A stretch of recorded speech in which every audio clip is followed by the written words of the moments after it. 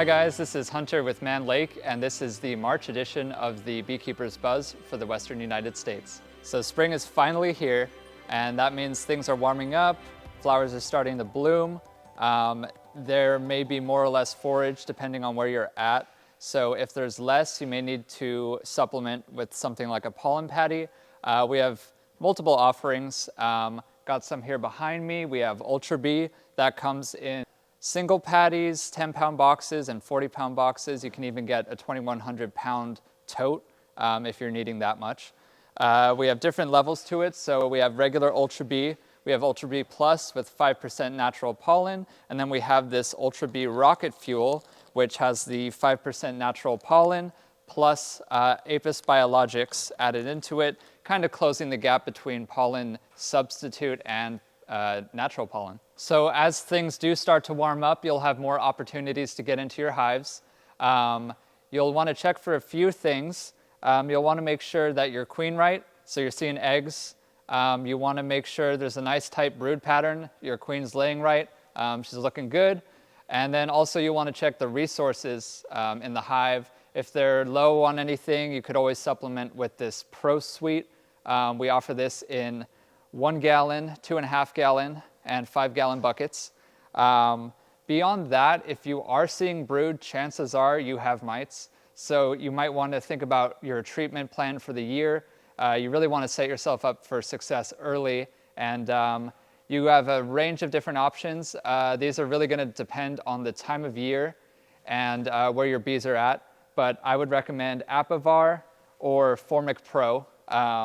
Formic Pro is great because it does penetrate the brood capping, and that will help take that mite level down to a manageable level, and you'll hope to keep that throughout the rest of the year. So for our new beekeepers, hopefully at this point you would have already purchased your packages. If not, there's still time. Just know that the longer you wait, the more the ship and pickup dates will start to fill up. We have lots of options. Check out our website if you want to take a look, get some more in-depth information about each one. You can also call us. Any of our reps would be happy to help you out. And we are starting to ship them and do pickups in April. There's different weekends available, so just see what works for you, what's still available. And if you're interested, give us a call or shop online. I have a lot of people calling in and asking, what's the best bee for me? And the answer is usually it depends. We have different offerings, quite a few actually. Some of them are Italian, Carniolan, Saskatraz, and a new one which is Golden West this year. And it really depends on where you're at. If you're in, say, the Pacific Northwest, it's quite rainy for a lot of the year. You might want to go for a Carniolan. They do tend to forage during worse weather. Say you're in a more arid climate, you could go for an Italian. It's a nice gentle bee. It's usually one I recommend to starters along with the Carniolan. And if you want something that overwinters really well, then you'll want to go with the Saskatraz. Those are real tough. I've heard many good things about them. So beyond the bees, you're going to want to make sure you have all the supplies you need for when they arrive. We've got lots of kits, hive kits. They come in 8-frame, 10-frame, painted, unpainted, assembled, unassembled. So you've got lots of options to choose from. And if you are getting a package or a nuke from us, check out the HK305. You can actually save a lot on that, and it's got kind of everything you need to get started. So you've got your bees, you've got your supplies.